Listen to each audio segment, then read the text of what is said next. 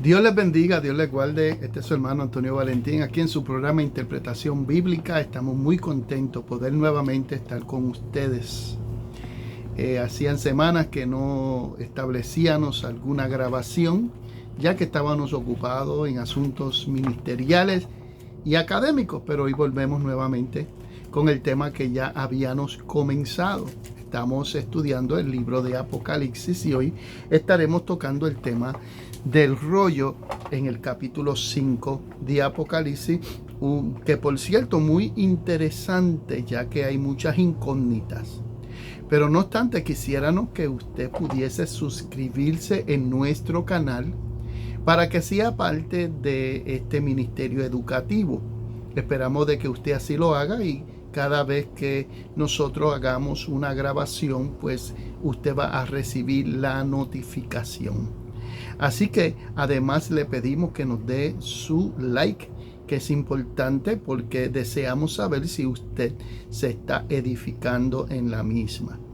Como dije anteriormente, este es su hermano Antonio Valentín, para la gloria del Señor, educador, maestro, predicador, conferencista del Evangelio de nuestro Señor Jesucristo, y en este momento pues estamos aquí para poder continuar nuestras enseñanzas apocalípticas.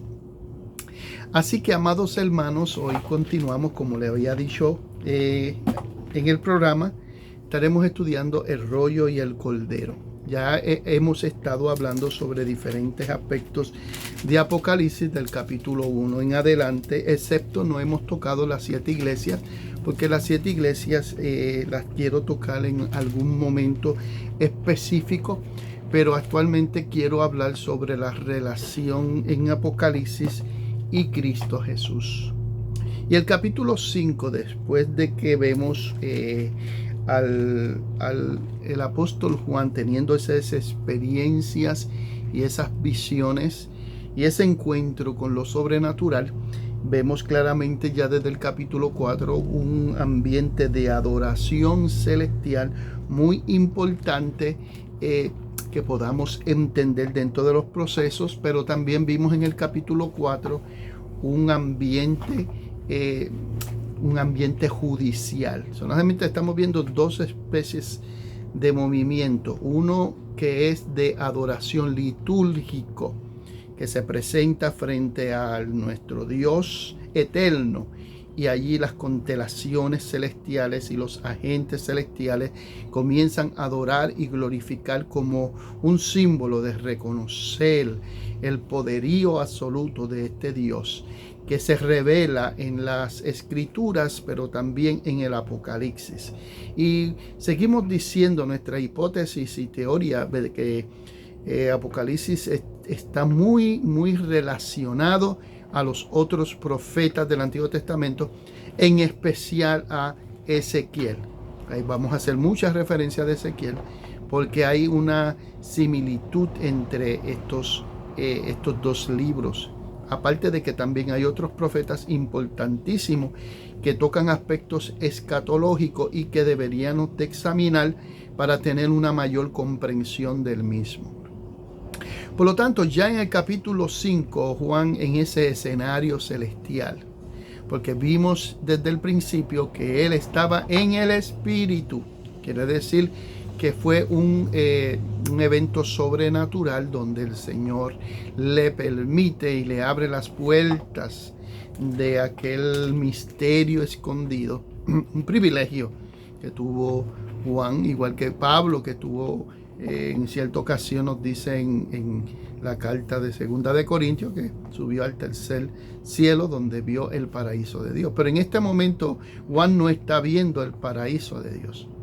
Juan está contemplando un escenario importante porque es una introducción a los juicios de Dios sobre aquellos que son enemigos del Evangelio y aquellos que han perseguido a la iglesia.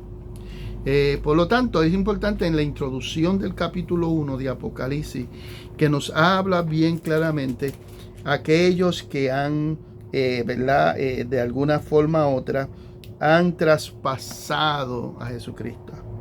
Y aquí, como vemos claramente en el capítulo 1, verso 7, dice: y aquí viene con las nubes, y todo ojo le verá, y los que le traspasaron y todos los linajes de la tierra harán lamentación por él. Sí, amén. Quiere decir que hay un mover de arrepentimiento, pero también de lamentos a través del juicio. Apocalipsis es un libro que para nosotros, la iglesia, los redimidos, contiene un mensaje de esperanza, pero para aquellos que han rechazado el mensaje de la salvación y han sido instrumentos de castigo para la iglesia, han de sufrir las consecuencias porque Dios es un Dios justo y Dios es un Dios moral, y Dios no tomará al culpable por inocentes, y como dice las escrituras, que lo que el hombre siembra, el hombre va a cegarlo. Hay unos causas, ¿verdad? Y hay unos efectos, y está muy claro en la palabra de Dios, algo que no podemos detener.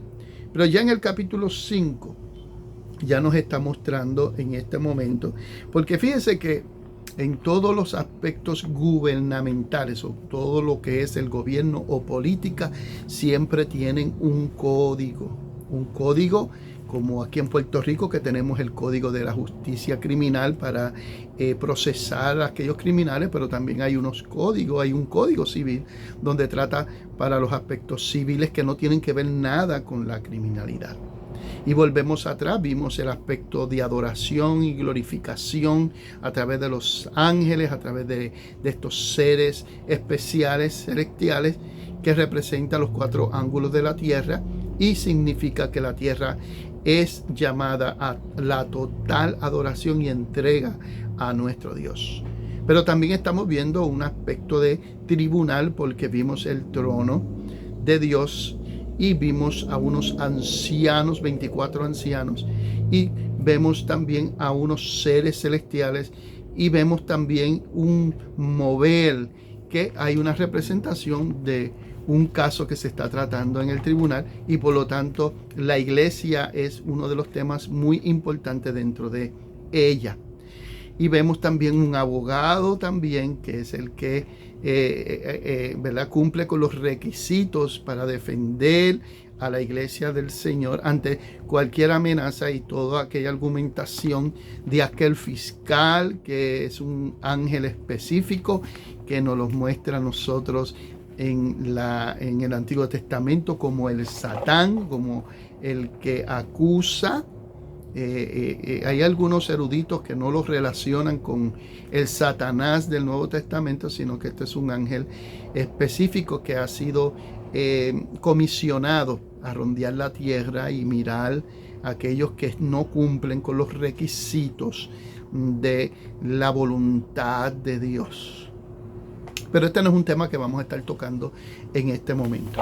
Bueno, entramos en el primer verso del capítulo 5 de Apocalipsis, y nos habla sobre el rollo y el cordero.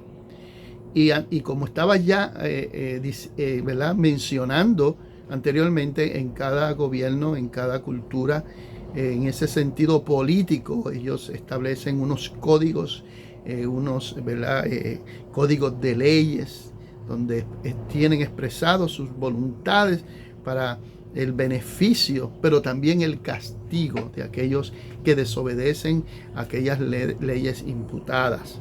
Por lo tanto, aquí vemos algo similar dentro de este escenario judicial celestial, que se presenta un libro.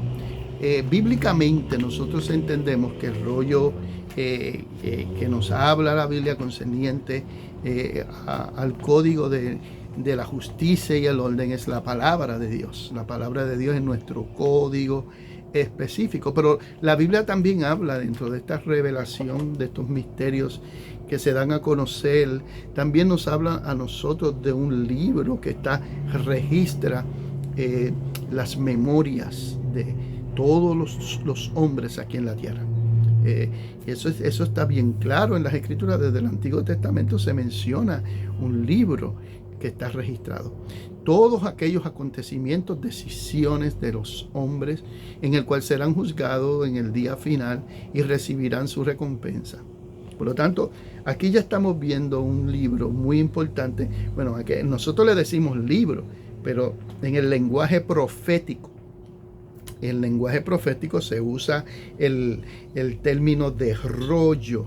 Y nosotros sabemos que los rollos eran aquellas escrituras, aquellos libros que eran pergaminos posiblemente, o de un material que se desarrollaba y estaba enrollado y se extendía y se leía. Y cuando se iba a enviar hacia alguna otra persona, ya iba con un sello como garantía de que solamente lo podía romper o desatar la persona designada a leerlo, y que tenía esa autoridad legal. Entonces comenzamos a leer el capítulo 5 y dice: y vi en la mano derecha del que estaba sentado en el trono un libro escrito por dentro y por fuera, sellado con 7 sellos. Y es importante describir ya desde el principio que cuando nos está hablando sobre aquel que estaba sentado en el trono, ya nosotros de antemano sabemos quién está sentado en el trono. Es el Pater, el Padre Celestial, Dios sentado en el trono, que es ese símbolo de gobierno, de autoridad y de poder.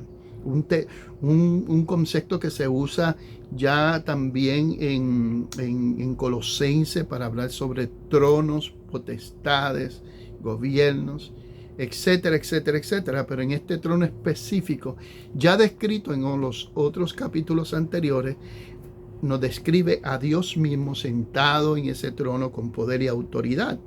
Algo que nos llama la atención es que el profeta Juan, en la isla de Pasmo, en esa visión, pudo notar y ver y mirar que en la mano derecha. ¿Y por qué es importante la mano derecha? Mire, mi hermano, la mano derecha es importante dentro de las funciones proféticas, pero también de lo que es la legalidad. Nosotros ya vemos desde el Pentateuco que se le pedía a aquellos judíos o israelitas que escribieran filasterías y la pusieran en la mano derecha y en la frente. Y la mano derecha significa la obra, mientras la palabra de Dios es practicada en esa praxis vivida. Y en la frente significa que la palabra de Dios toma dominio de nuestro entendimiento y nuestro ser. Y hay una efectividad muy poderosa y una relación entre la mente, el corazón y la mano, porque la mano representa eso. Entonces la mano derecha es aquella mano que representa todo lo que es justo, todo lo que es bueno. Eso lo vemos ya en el principio de Apocalipsis, donde dice que en la mano derecha tenía las 7 estrellas que representan a los 7 ángeles de la iglesia. Quiere decir que la mano derecha es el símbolo de lo que es correcto, de lo que es verdadero. Vemos una idea también muy cercana en el Evangelio, donde el Señor nos dice que nuestra mano izquierda no sepa lo que hace la derecha. Claro, es una metáfora diciendo que las personas no deben de saber o debemos estar anunciando las cosas buenas que hacemos porque las otras personas lo vean. Pero el concepto de la mano derecha es bien interesante, porque tiene un apego a lo que representa aquellas cosas buenas que nosotros hacemos. Vemos que Dios tiene en su mano derecha un libro. Y este libro es importante porque hay ciertas versiones que lo llaman rollo. Pero como estamos leyendo Reina Valera, que Reina Valera es un libro o una Biblia ya popular, y ya la gente está muy familiarizada, por eso estamos utilizando. Pero sí es un rollo, conforme a la traducción original, nos está hablando de un rollo que, como ya se los había identificado, y una de las similitudes de este rollo o este libro es que estaba escrito por dentro y por fuera y sellado con 7 sellos. Estaba sellado porque ese libro no podía abrirlo cualquier persona. Y en Ezequiel capítulo 2 es bien interesante, porque ya en Ezequiel capítulo 2 vemos una referencia a Apocalipsis 5:1 y nos dice Ezequiel el profeta teniendo esa gran visión donde Dios lo está llamando. Anteriormente les había dicho que nosotros hacemos muchas referencias de Ezequiel porque Ezequiel tiene una similitud, tiene una conexión directa, aunque escrita por periodos muy distantes. Es el mismo Dios, el mismo Señor, y confirma su palabra. Y dice así: y miré y aquí una mano extendida hacia mí. Y nosotros podemos determinar de antemano que esa mano es una mano divina. Y no dudamos que también fue la mano derecha del personaje que estaba extendiendo esa mano. Qué bonito, ¿verdad? Y dice aquí que y en ella había un rollo de libro. En ella había un rollo de libro y igualmente, y lo extendió delante de mí y estaba escrito por delante y por detrás. Lo mismo lo dice en Apocalipsis capítulo 5, verso 1, que estaba escrito por dentro y por fuera, sellado con 7 sellos. Y dice claramente, y que por detrás y adelante estaban escritas en él endechas y lamentaciones y ayes. Qué tremendo, amado hermano. Lo que estaba escrito por dentro y por fuera era, oiga, endechas, lamentos y ayes. Y cuando hablamos de endechas, lamentos y ayes, no estamos hablando de cosas muy buenas. Estamos hablando de juicio, del juicio de Dios sobre aquella humanidad que, por cierto, ha negado al Señor o lo ha rechazado voluntariamente y se ha entregado a la corrupción y a la violencia. Se han rebelado contra Dios. El día del Señor se acerca, viene un día de juicio donde Dios hará, ¿verdad?, ejecutar su voluntad y a cada cual le entregará conforme a sus obras. Y por lo tanto, aquí en este versículo de Apocalipsis, como nuevamente les estoy diciendo, nos habla sobre un libro que está bien sellado y está escrito por dentro y por fuera.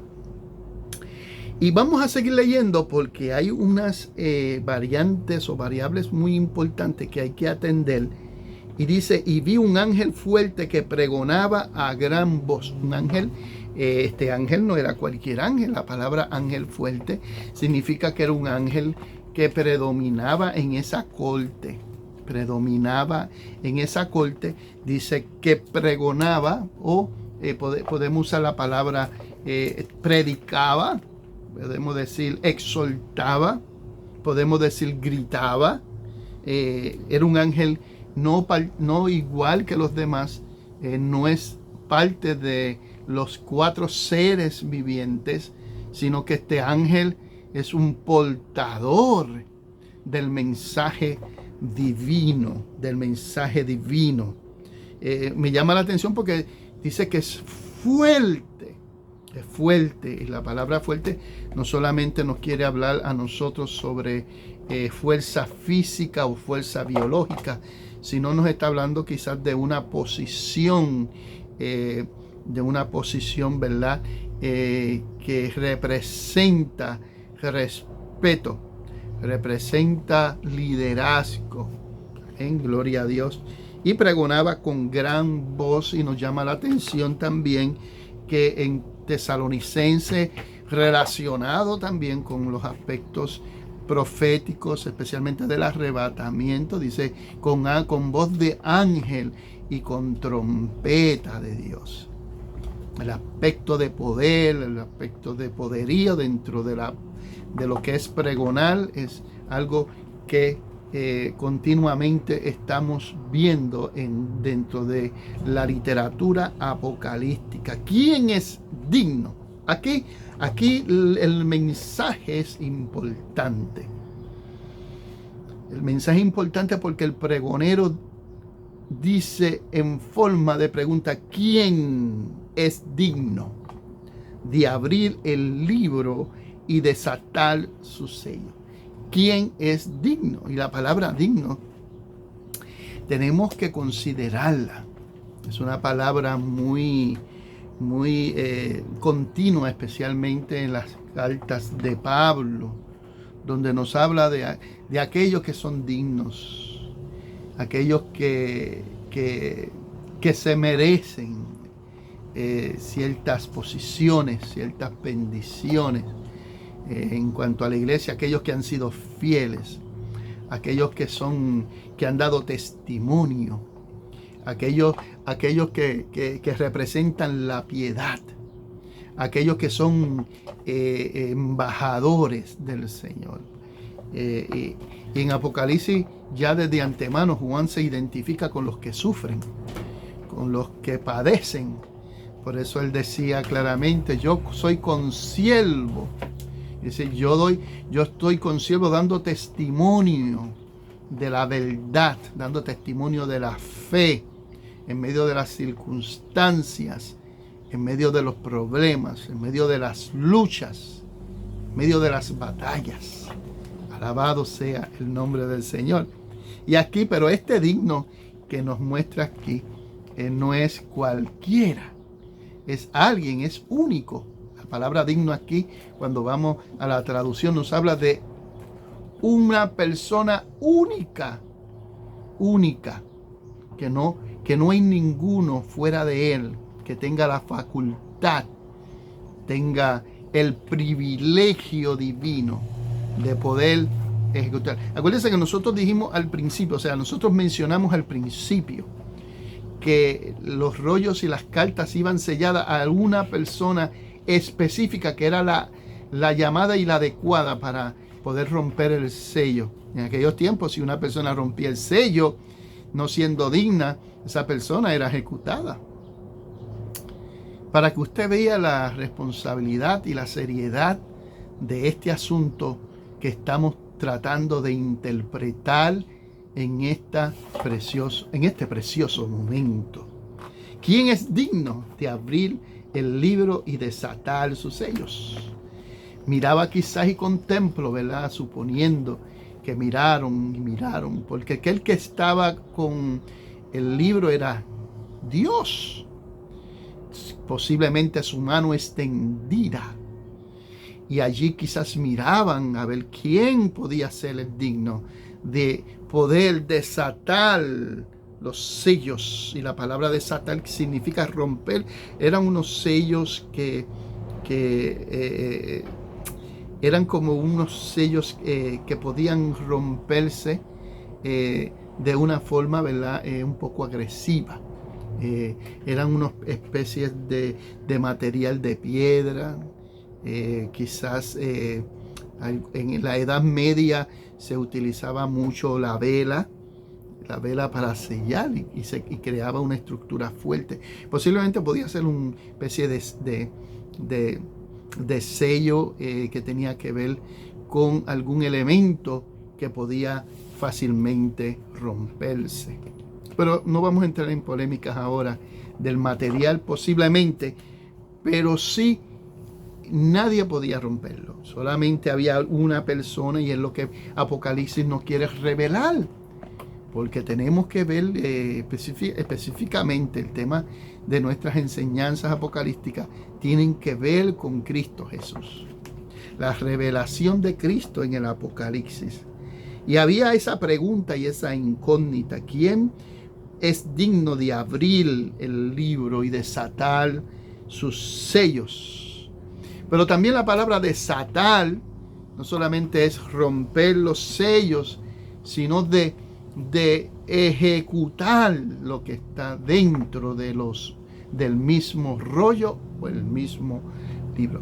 Quiere decir que aquel que tiene autoridad para tomar ese sello, para romper los sellos, también tiene la autoridad para leerlo y ordenar que se ejecute lo que exactamente está en el mismo. El tercer versículo nos dice: y ninguno, ni en el cielo, ni en la tierra, ni debajo de la tierra, podía abrir el libro. No había nadie, ni en la tierra, ni en ¿verdad? Debajo de la tierra y en el cielo. Con toda la santidad que había en el cielo, no había nadie que podía tener ese privilegio. Y eso hay que considerarlo porque Juan nos está queriendo decir algo muy importante. Y me llama la atención porque no se podía ni aún mirar el libro. No se podía ni aún mirar el libro. Cuando leemos el versículo 4, nos damos cuenta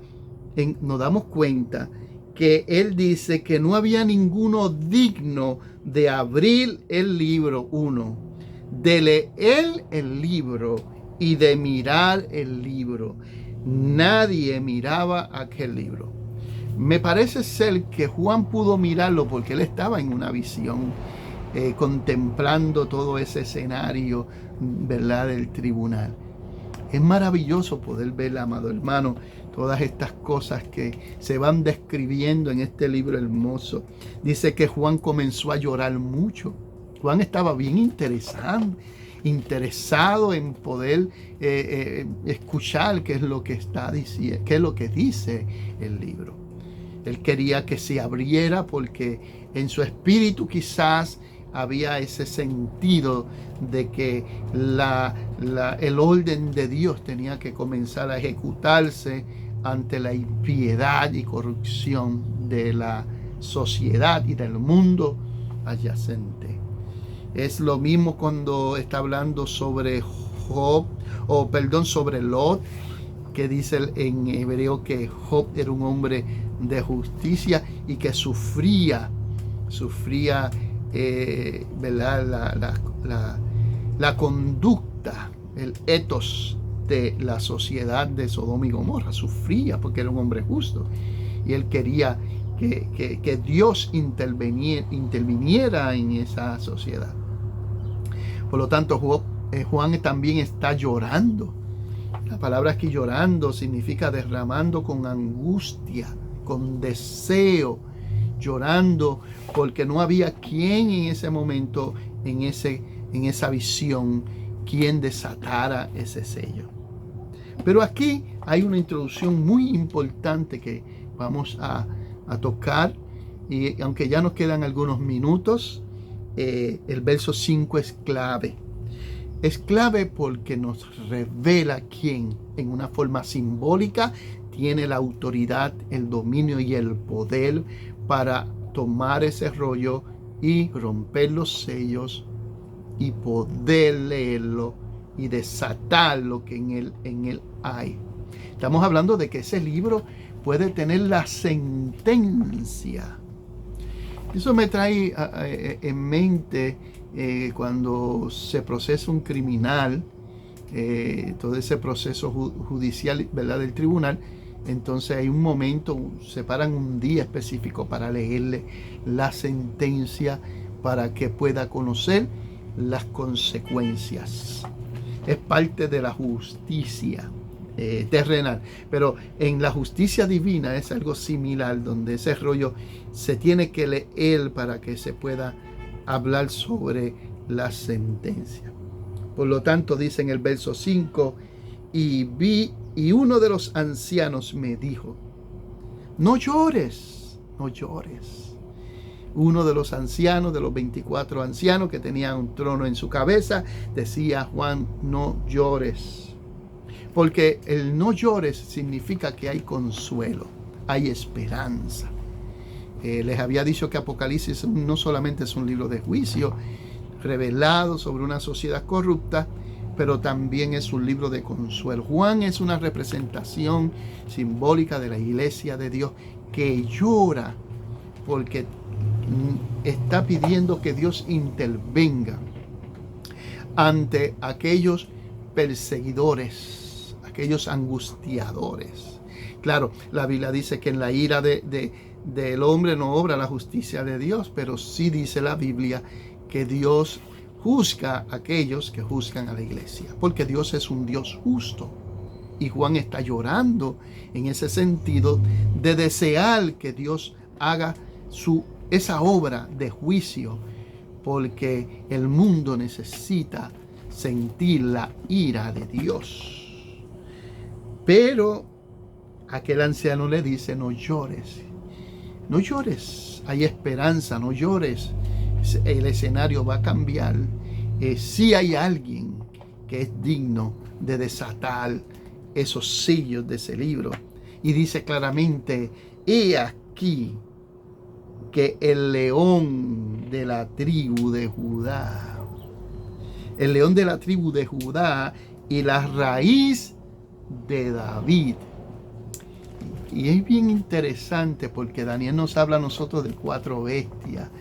Una bestia que tiene su forma terrorífica. Pero aquí nos presenta un león.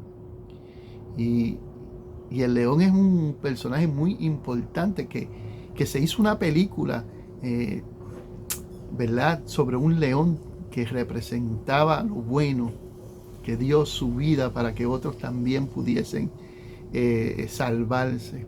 Era una representación divina. Pero aquí el león de la tribu de Judá no solamente es un león que nos está presentando prácticamente a un personaje triunfante, a un rey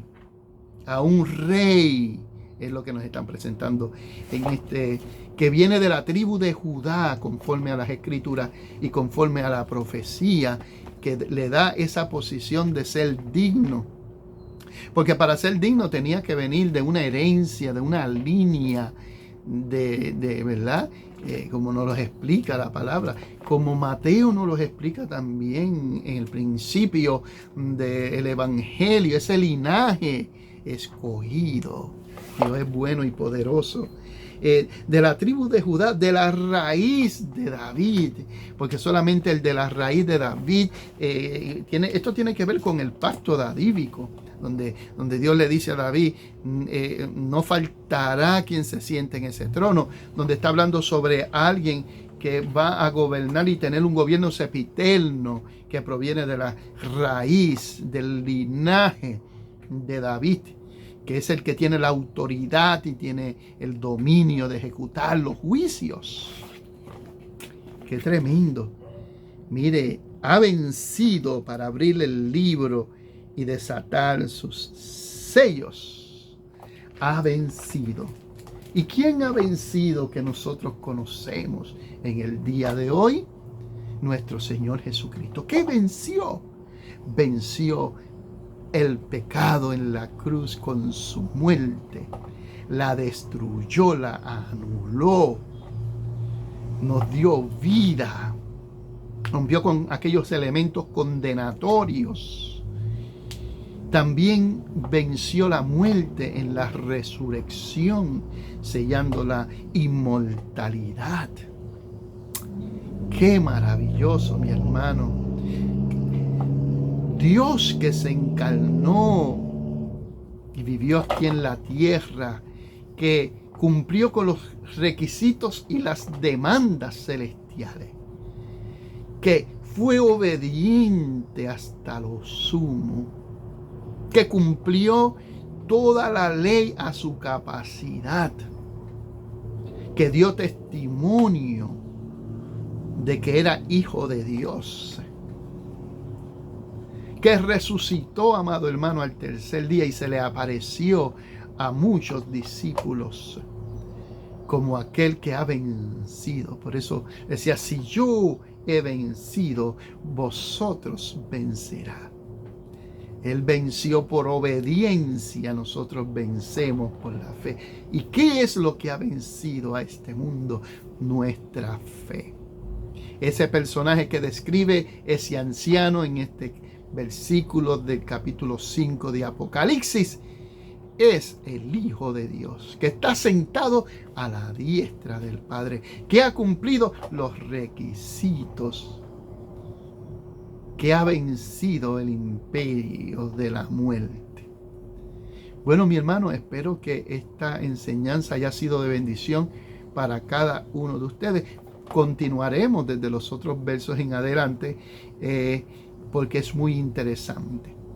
Pero en esta hora deseamos que usted, si no se ha suscrito a nuestro programa, pueda hacerlo pronto. Y así igualmente denos un like si usted se ha edificado. Este ha sido su programa Interpretación Bíblica con su hermano Antonio Valentín. Les espero en el próximo